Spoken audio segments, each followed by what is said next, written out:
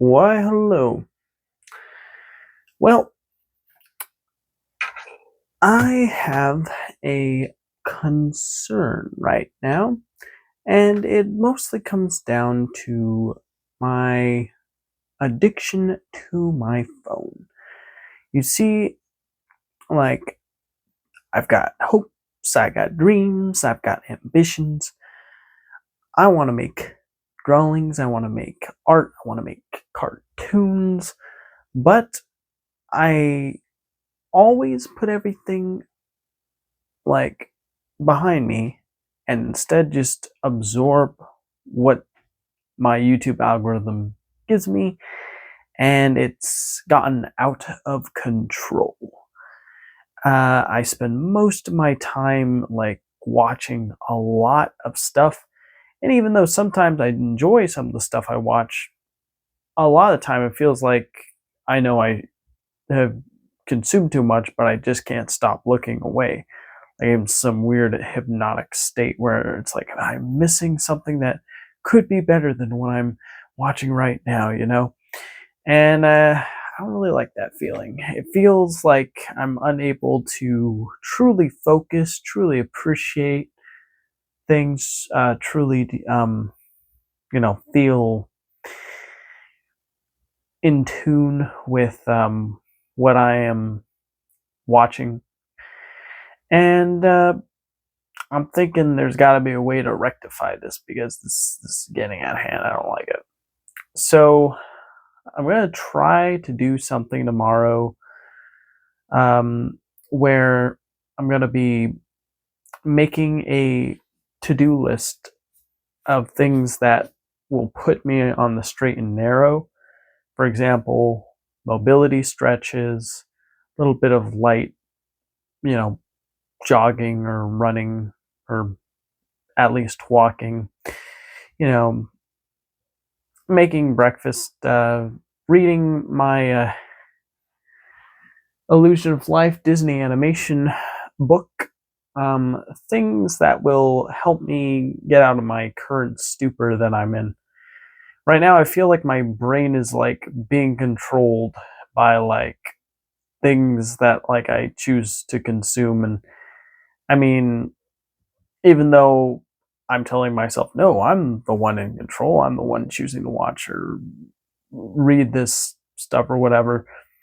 At the end of the day, it's just, you know, the YouTube algorithm and the phones doing their job. They're designed to be addictive. They're designed to keep you scrolling forever. And I gotta be honest, there's a part of me that is getting really sick of it.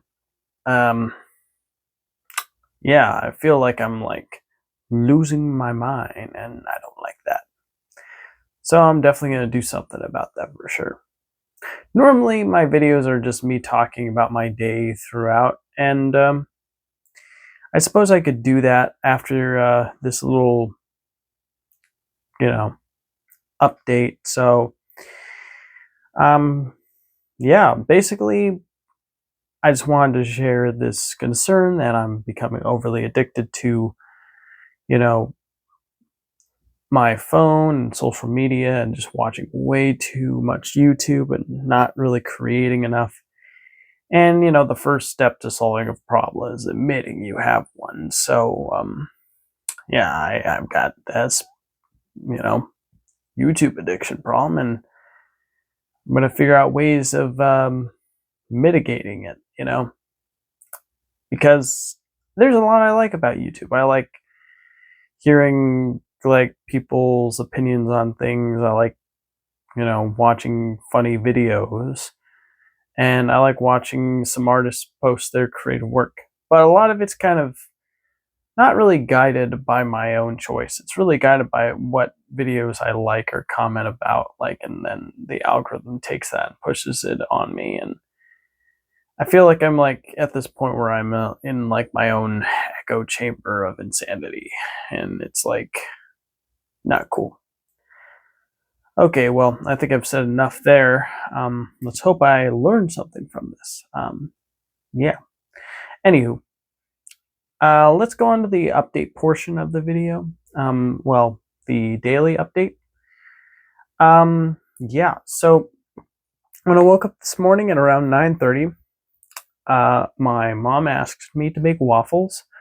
So I made waffles. I followed the waffles of insane greatness recipe, and it turned out very good. Took about like an hour to make the batter, and the reason why is because it took a half hour to mix find all the ingredients, measure them precisely, mix everything up, and then it took another half hour to let the dough hydrate, or not the dough, the batter hydrate. So when it was cooked, it would have a proper texture to it. So yeah, that was something that I was definitely locking into. And when the batter was sitting there hydrating, I spent that time washing and putting away the utensils and tools that I used for the job. Then getting out a bowl, throwing half a cup of butter in there, and then whipping that butter real good until it was expanded in volume and was very nice and fluffy. Then, once that was good and ready, I preheated the oven 375 degrees right when I woke up in the morning, so that way I could, put the cookies in. And right when the batter was done hydrating at the half hour mark was when I cut out some parchment paper, put it on a pan, and then put the cookies on there and put them in. And they were cooking, and the batter was put in and was cooking too. I decided I would want some bacon to go with my waffles. I asked my mom if she wanted bacon with her waffles, and she said no, she just wanted the waffles. So I made us some waffles, and yeah, they were really good. Nice crispy,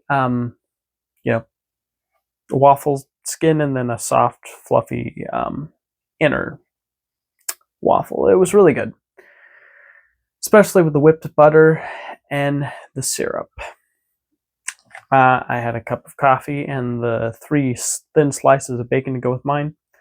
I wish I patted the bacon dry after I was done cooking it. I just immediately took it from the pan and put it next to the waffle. The reason why was because a lot of the fat was left on there, and when things are a little too fatty, like it can be a bit overwhelming and greasy on the senses.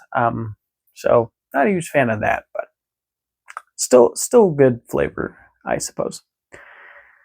Also, when you leave bacon out for a little bit of long, like a good 5 minutes after it's finished frying on the pan, it gets really crispy for some reason. I'm not exactly sure how that works, but it's pretty nice. So after we had completed that meal together, I remember my mom was going through a headache, so she took some aspirin. We closed the doors, and we turned on the air conditioning. I turned on the air conditioning so that way, the cool air plus the aspirin could help, eliminate the headache, or at the very least mitigate it. And then we ended up having this incredibly long discussion with the current smartest, or at least one of the smartest AIs available to the public right now, Fable 5 on Claude in max mode.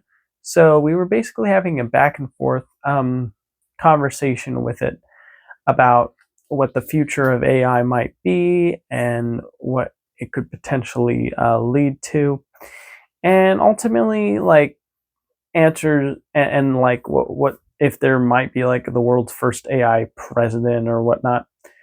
Of course, one of the rules in the Constitution states that you have to be a United States citizen in order to run for president, and AI is an algorithm, not a citizen, so that would never happen. The closest you could expect to a AI president is if a president decided to use AI to solve all of the problems, which probably would be extremely irresponsible and dumb. Maybe our first gen beta United States president would probably do that. I would imagine. Yikes. And yeah, we were talking about like potential like housing crisis and job displacement and universal basic income. It was a really complex conversation. It lasted for quite a while. It was very interesting, and I really enjoyed my time with my mom talking about those subjects with Fable. It's really interesting. We then watched this video of this. Well, before then, we took out a trash that was loaded in the kitchen and put it in a trash bag because the trash bag appeared to not exist in the trash can, but it turns out it was there. It just slipped out and fell into the trash bin, and then other trash was thrown on top of it. So that's apparently what happened. Yeah, we threw that in the bag and then we threw that away outside. And then we decided to finish the video or start watching this video on the TV in the living room, which basically was this guy who was talking to a jailbroken AI, Mythos 5, I think it was called, currently one of the most intelligent AIs in the world, and basically asked about like what the potential, harm or safety concerns are for artificial intelligence. And basically, like, it said people using it to fake, being someone by taking your voice and copying it to trick you into giving money. You can't believe anything you see online anymore because AI generated videos will be like everywhere. I mean, they already are. And ultimately, like, data breaches and, people's bank accounts are increasing, and those safety concerns are getting more and more heated. So, yeah, but apparently a lot of these AI companies don't want to, put on the brakes because they'd rather, like, be, the best in terms of their technology compared to everyone else. So it's, becoming a really concerning issue that is raising alarms for concern. Well, after watching that, we discussed that video. We had a pretty interesting conversation, me and my mom. My mom's headache went away and she felt much better, so that was cool. Then I decided to do some breathing exercises in my room. I felt really nice afterwards. Then my mom let me know that she got a bug for the mantis we have in our little, mantis plastic bug cage thing. But she put a daddy long legs in there, and I was like, huh. And the mantis immediately ran away from the daddy long legs. Like, whoa, that thing seems a little big for the mantis. Are you sure that's safe? And she's like, well, I don't know. Then I asked Gemini if it's safe, and Gemini said no. If it's like the mantis is a nymph and the daddy long legs is like regular sized, then it's more than likely going to have an all out brawl and probably take out the nymph mantis. So the best thing you could really do is take out um, the daddy long leg and then feed its remains to the mantis. So that's exactly what we did. We crushed. My mom crushed the daddy long leg with a little metal stick, and then she was having trouble finding the bug and giving its remains to the mantis to eat. So I found it and put it next to the mantis, and the mantis immediately grabbed it and started eating up. And then my mom poured a little bit of water in the mantis's cage so that way it could continue drinking water. So that's good. It got hydrated and fed. And yeah. after that, I needed to get dressed and ready for work. So I wet my hair, I combed it, I put on my work clothes, I grabbed a soda. I asked our family friend if they had given me the split cash for the pizza we had yesterday. They gave it to me, and then I left. I said goodbye to my mom and family friend, told her I love them, and drove away to work. At work, I'm struggling to remember exactly like anything super interesting that happened. Um, I mean, other than the usual suspects of, you know, putting food in the fridge, um, looking at the schedule, realizing I was on sweeps all day, putting on my sweeping uniform, um, sweeping the produce. When I went to break room, I decided to check the schedule for next week. Oh no, I've only got 30 hours next week. That is 7.5 less than all my other previous weeks. So that's a little concerning. Um, so I'm definitely like looking at that and be like, oof, I should probably find some additional source of income or something because, yeah, I need every penny I can get. But yeah, so I guess that was one thing that was interesting about that. I was like synthesizing plans in my head for how to save money and avoid spending as much as I possibly could while I was sweeping.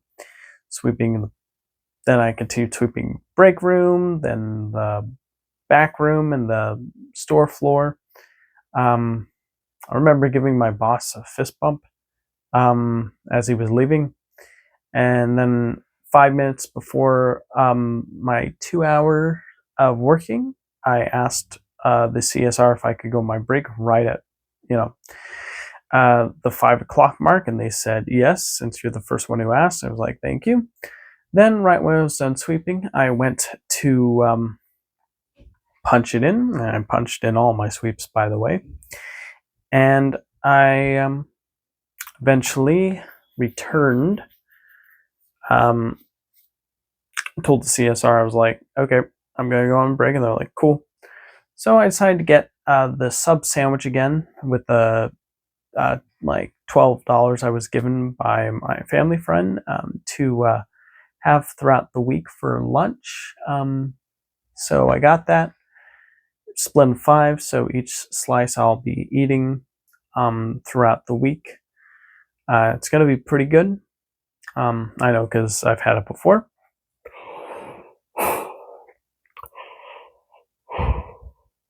Sorry. And yeah, I bought it, put it in the fridge. I realized that people wrote their names on their food, so I was like, I want to write my name on my food.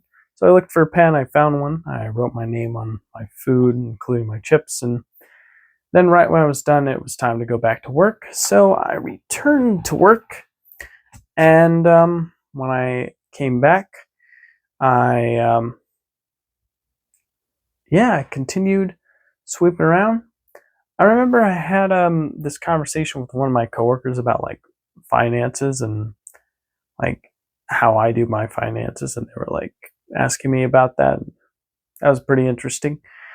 And then I decided to do all my closing duties super early, so I'd knock everything out. This is the earliest I've ever done my closing duties.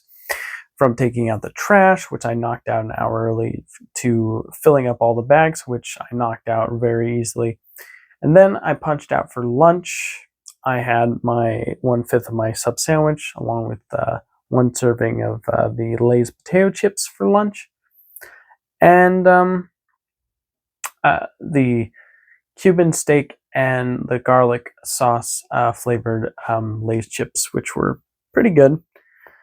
And I had my A&W Zero Sugar that I brought from home. And I decided to watch a new Ross Coldheart video about the structures on Mars and the artificial structure, well, what appear to be artificial structures that even Buzz Aldrin, one of the guys from the moon landing himself, talked about, where he said like he saw like this thing that was like called the I think it was called the, what's that, obelisk, or not obelisk, um that thing from 2001: Space Odyssey that is like looks like a giant rectangle.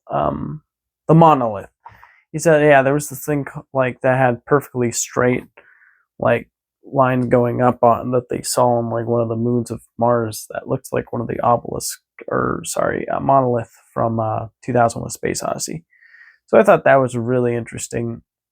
He apparently Buzz Aldrin tried to say, "Nah, I think it was a natural made object," but I guess there's no way for me to prove or disprove if it was natural or not. But I'm just gonna say because that seems like the more believable explanation than what what it might imply, which is either a super old civilization somehow existed on like Martian moons somehow and created this monolith, and then for some reason there's no evidence of their remains anywhere, which seems bizarre.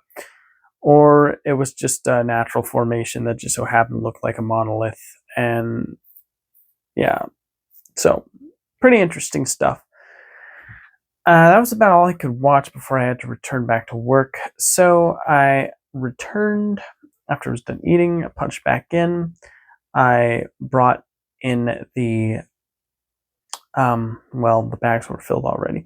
I brought in paper towels, put them in each of the check stands, refilled the cleaners, sprayed the check stands and wiped them all down, as best as I could. Um, my coworker brought in all the cards and signs, which I was very grateful for. Thank you so much. And then, yeah, pretty much the rest of the shift was just a lot of bagging. After all the check stands were wiped, um, there was a really nice customer that gave me a Cadbury bar and asked that I share it with one of my coworkers, and I was like, okay. So I shared it with my cashier coworker who shared me their chocolate bar. Funnily enough, a few days ago. So it was kind of a weird, like poetic thing. Pretty cool. And it seemed to be the first time that that coworker had tried the Cadbury because they said, "Oh, I've never had. Well, I've never had these, but I could see why the lady likes them. They're pretty good." And he gave it like an 8 out of 10. Well, when I asked him what rating he'd give it, and then after that, I remember I did all of the go backs and brought them to their designated locations. And I was asked by my co-manager, who was closing the store, to check to see if there was anyone left in the store. I checked, and at that time, I also closed the produce blinds and made sure to sweep any remaining debris in the produce area before continuing to check. And then there was like a call made on the intercom asking about like if anyone wanted to buy something before leaving to do it now. I was like, nah, I'm good, trying to save money. Then I asked if they wanted me to wipe down the last check stand that was open, which was check stand 5. Funnily enough, it's the first time we've ever closed with check stand 5, by the way. We normally close with check stand 4. First time in my history working at that job that that's ever happened. Really weird. And they said, "Nah, you're good." So I punched out. I said good. I went upstairs, grabbed my empty A&W Zero Sugar can because I collect my cans to crush and recycle. I went downstairs. I said goodbye to my co-cashier and co-manager. Fist bumps were had. Went to my car, drove off home. When I arrived home, I noticed the trash bins were there, so I brought them up back into their designated slots. And then I went in the house. The house was empty, but I noticed there were some interesting things. Like there was these alligator snacks that had actual alligator meat in them, and then there was some Nightmare Before Christmas coffee that was there as well. And then I was reminded, oh yeah, my sisters returned from their little Comic-Con adventure over the weekend, um, and it looks like they brought some souvenirs back with them. So I didn't have any of the alligator meat, although I was very tempted because it was like closed and hadn't been opened, and I didn't want to like disturb it or anything. It looks like they had In and Out though for dinner, which looked good. Um, but yeah, but one of the coffees was open, and it was the Nightmare Before Christmas coffee that was titled Frog's Breath. So I thought to myself, that looks actually kind of interesting. I want to try that out. So I took a bit of Frog's Breath, and it says you're supposed to put a heaping tablespoon into the Magnifica Evo coffee machine, but I put a mildly heaping teaspoon. So the full or tablespoon. So the full tablespoon was covered, but there was only a little hill on it instead of a big hill, which I think you're supposed to put a whole big hill in there, which my mistake. So when I put it in there and put it to the ground coffee setting, and it made the coffee, it tasted a little on the, I guess you could say, bland side, like it wasn't full body flavor tasting, but it tasted kind of like a coffee with a unique spice notes in there. It's the best way I could describe it. And yeah, it was pretty good. I really liked it. I decided to put some half and half of some brown sugar in it, and it was definitely improved. So I went to my room. I decided to finish 2 videos on YouTube. One was the Blame It on Jorge top 30 lost video games video. That was like a sequel to the 2016 top 30 lost video games. Made 10 years later in 2026. It's kind of wild that this guy's still making new videos, and it's been a decade later, and they're still similar, you know, quality, which is a good thing. Like that doesn't say they're bad. They're good, well-made videos, but like the same like collaborators. It feels like a time warp, like a time travel back to 2016 and experience like a video from that era. That's what it felt like, which honestly, let's be honest, 2016 was probably the last like fun normal year for most people before everything just continued getting more and more insane and crazy. But yeah. But anywho, after watching that video, which had a lot of cool titles that were talked about, I'm not really going to get too into any of them at all. I guess the most interesting and honestly horrific one was I Have No Mouth and I Must Scream Uncut Edition. And like the footage they showed of some of the uncut like footage of that PC game was like so like edgy. I was like, oh my gosh, yeah, I'm glad they didn't put all that in there. That would have made the characters so difficult to sympathize with and just hard to relate to, because that just is crazy stuff. If you watch the video I'm talking about, you'll know what I mean. But anywho, it's probably the scariest thing in the video. Then moving along, I watched this video about I think, oh yeah, the guy. It was that SpongeBob. I played every SpongeBob video game video that I started like 2 days ago, but didn't finish. But I decided to finish today. And basically, like all you need to know is he decided to put both the movie game, which is a game that I grew up with and greatly enjoyed, right next to the what was the one one of the newer ones released. I'm forgetting what it was called. I don't know why it's like I'm blanking out on it right now. It's the one where you have a mini Balloon Patrick following you everywhere, and it was recently released, but it's not the most recent. The most recent's Titan of the Tides, but the one that came before that. I don't know why I'm forgetting it right now. But those were the two he's ranked as like number one. So of course I gotta give it to the childhood favorite, I think that game is incredible. and everything under was like an echelon or like a tiki totem pole of highest quality with Wiggerman Jakes, and then it was Krabby Patty, and then holographic or Jelly Patty, and then holographic meatloaf, and then Chumstick, and then Nasty Patty. And yeah, um, very entertaining video. The ending is very funny. The ending is very hilarious.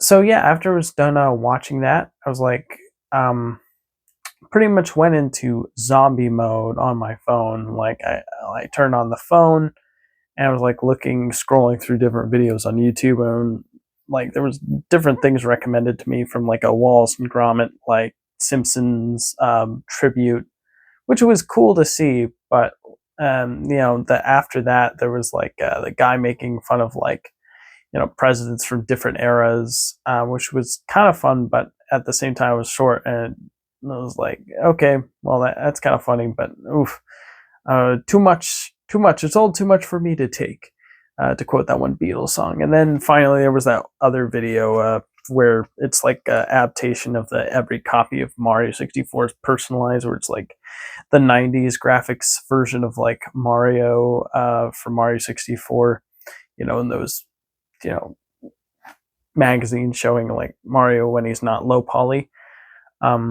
was a neat little short. Like it was like 3 minutes, and it was like him trying to go into like a portal and him being chased by like floating head Wario, and there's all this like you know obviously secret lore and stuff hidden within it. I guess if you're into like that internet creepypastas you want to check out. And then after that, I was like, oh my gosh, my brain. Oh, I gotta make my video and start getting ready for bed because it's getting late. So here I am. Here's the video. Oh, yeah. And yeah, it's just, man, I'm overwhelmed myself. Like, way too much information. Like, I feel so, like, like, what's a good way to put it? Mentally obese, I guess. Like a lot of dead weight that, sure, some of it was fun at the time, but now it's like accumulating over my brain's waistline, and like I've got excess brain fat that needs to be trimmed. I guess is the best way to put it. All right, well, that's gonna do it for now. We started out with like a confession, and then we ended with the reason why I started the video with a confession to begin with. So it's like a circular loop. It's kind of like that Star Wars ring theory thing that was persistent in the release of Force Awakens, I guess. All right, well, that's gonna do it for now. Thank you for watching, and hopefully I'll figure out ways to mitigate my phone addiction in the next video. Take care, everyone, and I'll see you in the new video. Oh yeah, and I almost forgot to mention, I did tell some of my coworkers about this idea that just randomly popped into my head today about like, a nature versus technology story where like, you have like people who live in like a fast moving technological world, and then people who live in a world that's similar to like the Amish, where things are more slow paced and like respectful to nature and stuff. And the idea was like two people like meet from the completely separate like cultures, and they discover the pros and cons of like their worlds. And I shared this idea, and they were like, "Oh, that's kind of interesting." One of them thought, "Ooh, like so it's like Romeo and Juliet," and I'm like, well, I don't really have like an idea of how I would write like that, so I'd probably just make it like two people, becoming friends. So yeah, that was just an idea floating around. Okay, that's it. Gone long enough. Take care, everyone, and I'll see you in the next one. Bye bye.